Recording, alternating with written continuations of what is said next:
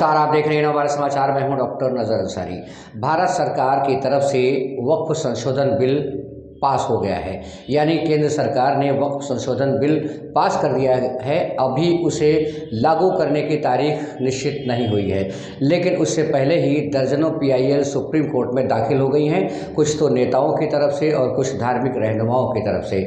इस संबंध में सीनियर अधिवक्ता सुप्रीम कोर्ट अश्विनी उपाध्याय ने बताया है कि उन्होंने 1995 के कानून को चैलेंज किया था। सुप्रीम कोर्ट में एक पीआईएल दाखिल की थी, उनके साथ क्या हुआ था, वहां के जजेस ने क्या बताया था, और इस नए संशोधन बिल के खिलाफ भी सुप्रीम कोर्ट में पीआईएल दाखिल हुई है। सुप्रीम कोर्ट इस पर क्या निर्णय लेगा, वक्फ संशोधन बिल संशोधित होना चाहिए, वक्फ बोर्ड रहना चाहिए या नहीं रहना चाहिए, वक्फ बोर्ड आखिर रहना ही क्यों चाहिए, और इसमें किसकी प्रॉपर्टी होती है, क्यों प्रॉपर्टी होती है, और प्रॉपर्टी का ब्यौरा कहाँ होना चाहिए। इस मामले में सुप्रीम कोर्ट के अधिवक्ता अश्विनी उपाध्याय ने पूरी जानकारी दी है। ये वीडियो आप ज़रूर सुनें, आपको पता चल जाएगा कि भारत में वक्फ बोर्ड क्यों बना और वक्फ बोर्ड का काम क्या है। बिल पास हुआ है तो वक्फ का जो प्रोसीजर है वो संशोधित होना चाहिए, क्यों संशोधित होना चाहिए, वक्फ बोर्ड होना चाहिए तो क्यों होना चाहिए या नहीं होना चाहिए, वक्फ बोर्ड कब बना, इसके उद्देश्य क्या थे और क्या हो रहा है। इस मामले में पूरी जानकारी, कानूनी जानकारी भी दी है सीनियर एडवोकेट अश्विनी उपाध्याय ने। इस वीडियो में सारी जानकारी आपको मिलेगी, इसे ज़रूर सुनें। आइए सब मिलकर सुनते हैं अश्विनी उपाध्याय ने इस मामले में क्या कहा है। कानून के लिए परीक्षा की घड़ी है। परीक्षा की घड़ी इसलिए है कि जो अभी सरकार ने वक्फ कानून में संशोधन किया है उसके खिलाफ 1 दर्जन से ज्यादा याचिकाएं फाइल हो गई हैं, 1 दर्जन से ज्यादा पीआईएल फाइल हो गई है। और पीआईएल कोई सामान्य व्यक्ति ने नहीं किया है। कांग्रेस के सांसद इमरान प्रतापगढ़ी ने किया है, मोहम्मद जावेद ने किया है, ओवैसी साहब ने किया है, अरशद मदनी जी ने किया है, अमानुल्लाह खान ने किया है। ऐसे 1 दर्जन से ज़्यादा पीआईएल फाइल हुई हैं। और कल सिब्बल साहब और सिंघवी साहब ने सीजेआई साहब से रिक्वेस्ट किया कि इन पे तत्काल सुनवाई की ज़रूरत है, तो हो सकता है 2-3-4 दिनों में इस पे सुनवाई हो जाए। अब सवाल यह है कि सुप्रीम कोर्ट में पीआईएल तो फाइल होती रहती, मैं भी करता रहता हूं, तो फिर ये परीक्षा की घड़ी कैसे है। परीक्षा की घड़ी ऐसे है कि ये 1995 वाले कानून को जब मैंने सुप्रीम कोर्ट में चैलेंज किया था, उस समय सीजेआई थे चंचूड़ साहब, उनके साथ बैठे थे जस्टिस सूर्यकांत, वो अभी कुछ दिनों के बाद वो भी सीजेआई बन जाएंगे। उस समय चंचूड़ साहब ने हमसे कहा था कि आप ये बताओ कि आपकी कितनी जमीन पे वक्फ बोर्ड ने कब्जा कर लिया है। आप सीधे सीधे सुप्रीम कोर्ट क्यों आ गए, हाई कोर्ट भी जा सकते थे। उन्होंने कहा कि पहले ये स्टेब्लिश करिए कि इस कानून के कारण आपको क्या नुकसान हो रहा है, आपका कौन सा फंडामेंटल राइट वायलेट कर रहा है। तो मैंने कहा साहब, जब अगर पर्सनल नुकसान हो तो फिर पीआईएल किस बात की। पीआईएल का तो मतलब ही होता है पब्लिक इंटरेस्ट लिटिगेशन। हमारा कोई पर्सनल इंटरेस्ट लिटिगेशन थोड़ी है, कोई हमारी खुद की जमीन थोड़ी गई। हमारी जमीन अगर कब्जा होती तो मैं हाई कोर्ट जाता, कहीं और जाता। चूंकि ये कानून पूरे देश का है, संसद का बनाया हुआ है और पूरे देश में जमीनों पर कब्जा हो रहा है, इसलिए मैं सुप्रीम कोर्ट आया हूं। मैंने एक लिस्ट बनाई थी कि देश भर में वक्फ बोर्ड ने कितनी जमीनें कब्जा किया है। हालांकि उस समय मेरे पास जो लिस्ट थी वो 10 लाख एकड़ की थी। हमें यही पता था कि भारत में 10 लाख एकड़ जमीन पे वक्फ बोर्ड ने कब्जा किया हुआ है। और अभी जब ये कानून बदल रहा था तब पता चला कि नहीं, ये तो 40 लाख एकड़ हो चुका है। तो हमारे पास जितनी जानकारी थी उस समय, वो जानकारी मैंने एक नोट्स बना के कोर्ट के सामने रखना चाहा। तो चंचूड़ साहब ने मुझे वो नोट्स भी नहीं पढ़ने दिया। उन्होंने कहा, not a single word mister Upadhyay, एक शब्द आप नहीं बोल सकते, हम नहीं सुनेंगे आपको। अंत में मैंने मजबूर होकर अपनी पीआईएल वापस लिया और मैं फिर दिल्ली हाई कोर्ट गया। अगले ही सप्ताह दिल्ली हाई कोर्ट ने नोटिस जारी किया, सरकार को नोटिस जारी हुआ। उसके बाद देश के अलग अलग हाई कोर्ट में पीआईएल फाइल होना शुरू हुई। कुल मिला के 120 पीआईएल इस समय पूरे देश में अलग अलग हाई कोर्ट में चल रही है। और उसके बाद फिर सरकार संशोधन लाई, जेपीसी बना, आगे क्या क्या हुआ आपको पता है, उसको बताने की जरूरत नहीं है। अब सवाल यह है कि मैंने भी वक्फ एक्ट को चैलेंज किया था और इस समय ओवैसी साहब, इमरान प्रतापगढ़ी, मोहम्मद जावेद साहब ने भी वक्फ एक्ट को चैलेंज किया। मैंने 1995 वाले को चैलेंज किया था। इस समय इन लोगों ने जो 1995 वाले में संशोधन हुआ है उसको चैलेंज किया है, लेकिन बात वही है। तो क्या अब सुप्रीम कोर्ट जो सवाल हमसे पूछा था वही सवाल मोहम्मद जावेद, असउद्दीन ओवैसी, अमानुल्लाह खां, मौलाना अरशद मदनी, इमरान प्रतापगढ़ी के वकीलों से पूछेगी क्या? क्योंकि सवाल हमसे पूछा था कि आपकी कितनी जमीन पे वक्फ बोर्ड ने कब्जा किया, तो ये सवाल तो पूछना चाहिए जावेद साहब से, ओवैसी साहब से, अमानुल्लाह खां, अरशद मदनी से कि आप ये बताओ कि आपकी कितनी जमीन को सरकार ने अब तक ले लिया है। पहले तो ये पूछना चाहिए ओवैसी जी से, मदनी जी से, इमरान प्रतापगढ़ी से कि आपके पूर्वजों ने कितनी जमीन वक्फ किया है, पहले तो ये बता दो। और जो आपके पूर्वजों ने जमीन वक्फ किया है उसमें से कितनी जमीन नए कानून के बाद सरकार ने कब्जा कर लिया।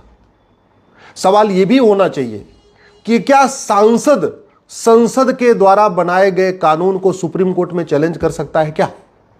क्योंकि सांसद संविधान की शपथ लेता है और वो कहता है मैं संविधान के अनुसार कार्य करूंगा, और संविधान के अनुसार पार्लियामेंट में कानून बना, तो क्या सांसद को पीआईएल फाइल करने का अधिकार है क्या सुप्रीम कोर्ट में?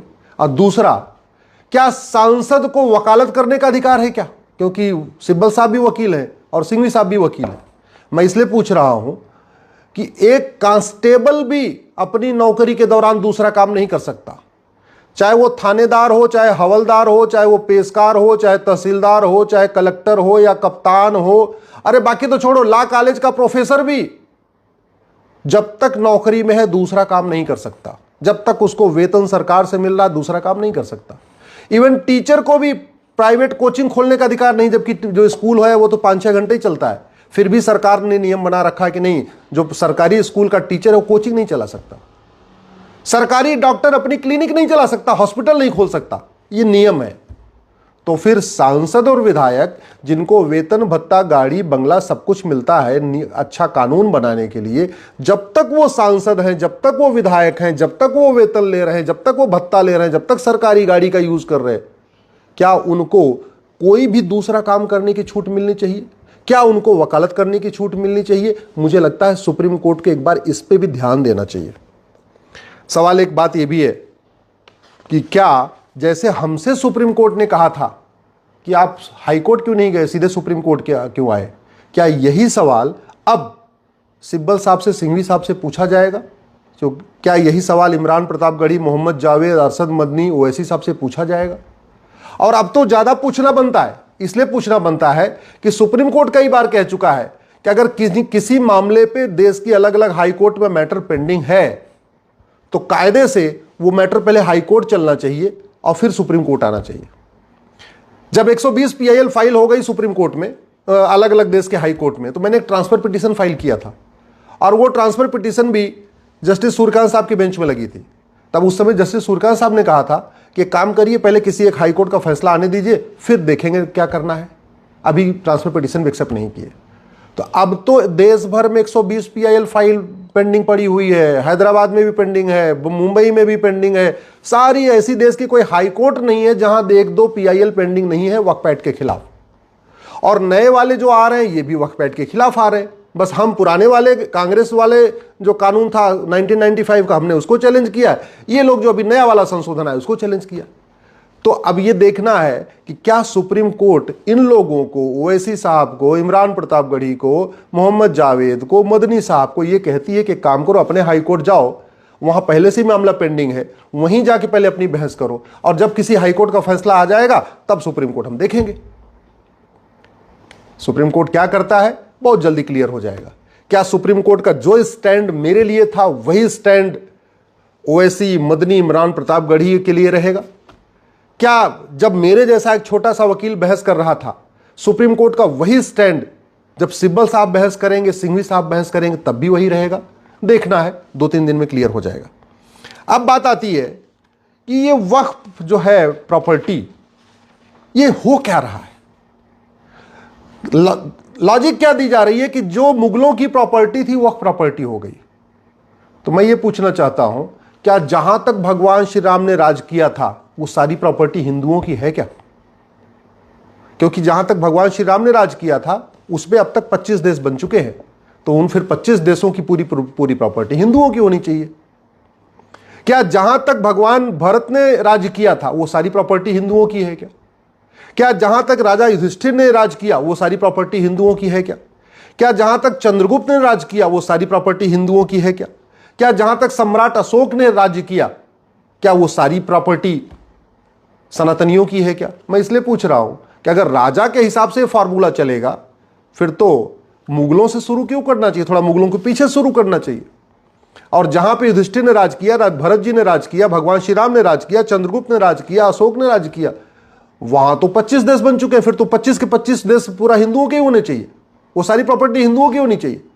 भाई पिछले 2500 साल में भारत के 25 टुकड़े हुए और 7 टुकड़े तो 1857 के बाद हुआ है, यानी पिछले 200 साल में 7 टुकड़े हुए। तो कायदे से चाहे ये म्यांमार हो, चाहे तिब्बत हो, चाहे अफगानिस्तान हो, चाहे पाकिस्तान हो, चाहे बांग्लादेश हो, ये सारी प्रॉपर्टी फिर तो हिंदुओं की होनी चाहिए अगर राजा के हिसाब से चल रहा है। और अगर नहीं, फार्मूला एक है, तो फिर मुगलों की जमीन वक्फ कैसे हो सकती है? और जब मुगलों की जमीन वक्फ नहीं हो सकती तो मुगलों के नवाबों, मुगलों के निजामों, मुगलों के जागीरदारों, मुगलों के जमींदारों, मुगलों के तीमारदारों, मुगलों के रजाकारों की जमीन वक्फ कैसे हो सकती है? भाई बड़ी सीधी सी बात है, शासन बदलता है तो जमीन ट्रांसफर हो जाती है। यानी जब तक मुगल थे, मुगल राज कर रहे थे, उसके बाद अंग्रेज आए, सारी जमीन का मालिकाना हक अंग्रेजों को ट्रांसफर हो गया। 1947 में देश आजाद हो गया, 1950 में संविधान लागू हो गया, सारी की सारी जमीन भारत सरकार को ट्रांसफर हो गई। कल को फिर तो अंग्रेज बोलेंगे कि अंग्रेजों का जहां जहां राज था कॉमनवेल्थ में, पाकिस्तान, अफगानिस्तान, बांग्लादेश, यहां वहां जहां जहां था, फिर तो अंग्रेज बोलेंगे सारी जमीन चर्च की है भैया, क्योंकि राज हमारा था, सारी जमीन क्रिश्चियंस की हो गई। ऐसे नहीं चलता। एक बात और, जो हिंदू पाकिस्तान बांग्लादेश से छोड़ के भारत आए, उनकी जमीन तो वहां की सरकार की हो गई, वहां के वासिंदों की हो गई, वहां के लोगों ने ले लिया। तो फिर जो जमीन भारत के मुस्लिम छोड़ के गए, भाई जब बंटवारा हुआ 47 में, तो पाकिस्तान से हिंदू भारत आए और भारत से बहुत सारे मुस्लिम पाकिस्तान गए, बांग्लादेश गए। तो जब वहां से जो लोग छोड़ के आए, सिंध से, लाहौर से, ननकाना साहब से, बाकी जगहों से, वो जमीन हिंदुओं की नहीं है, वो जमीन मंदिरों की नहीं है, तो यहां जो लोग छोड़ के गए थे, चाहे परवेज मुशर्रफ गए या जो भी गए, उनकी जमीन वक्फ की कैसे हो सकती है? फिर तो वो जमीन या तो मंदिरों की होनी चाहिए, या तो उनके पड़ोसियों की होनी चाहिए, या तो सरकार की होनी चाहिए। एक बात और, 1950 में टोटल वक्फ बोर्ड के पास प्रॉपर्टी थी मात्र 50,000 एकड़, यानी 500 साल के मुगलों के शासन और 200 साल के अंग्रेजों के शासन, कुल 700 साल के शासन में वक्फ प्रॉपर्टी थी मात्र 50,000 एकड़। अब आज के समय में वक्फ प्रॉपर्टी है लगभग 40 लाख एकड़। इसके पहले की वीडियोस मैंने 10 लाख एकड़ बोला है, लेकिन वो मेरी भूल थी, क्योंकि हमें 10 लाख एकड़ की ही जानकारी थी।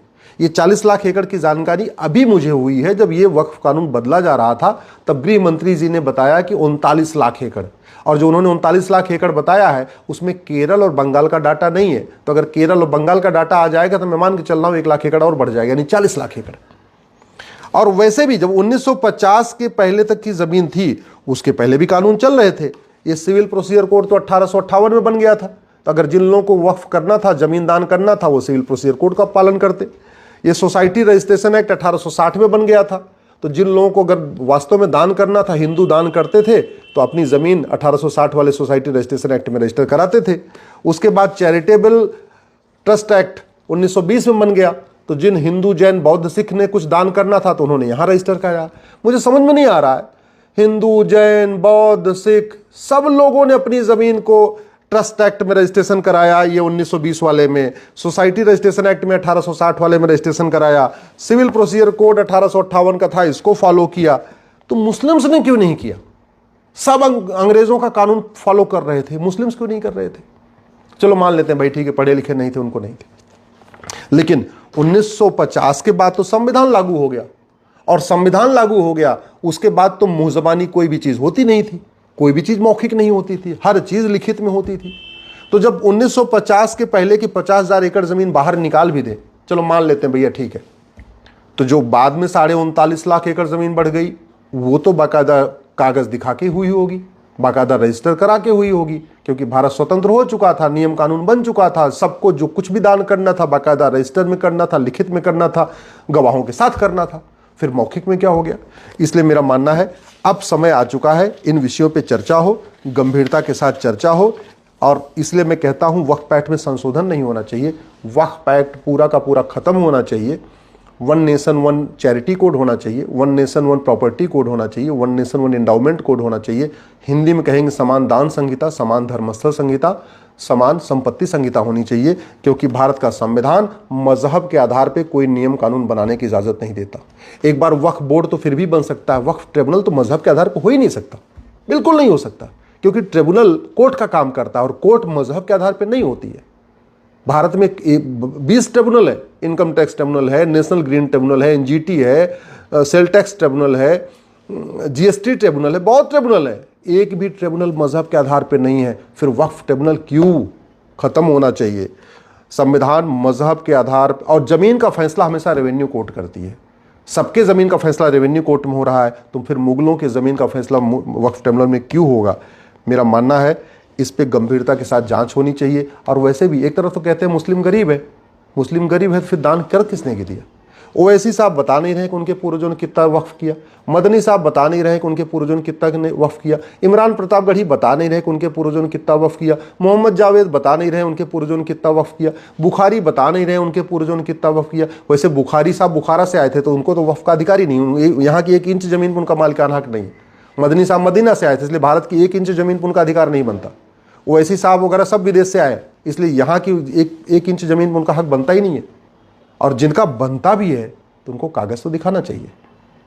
अगर मेरी बात ठीक लग रही हो तो इस वीडियो को अधिक से अधिक शेयर करिए, अपने सांसदों को भेजिए, विधायकों को भेजिए। अगर आपके जान पहचान में कोई नेता है, अभिनेता है, लेखक है, बुद्धिजीवी है, पत्रकार है, कलमकार है, उसको ये वीडियो भेजिए।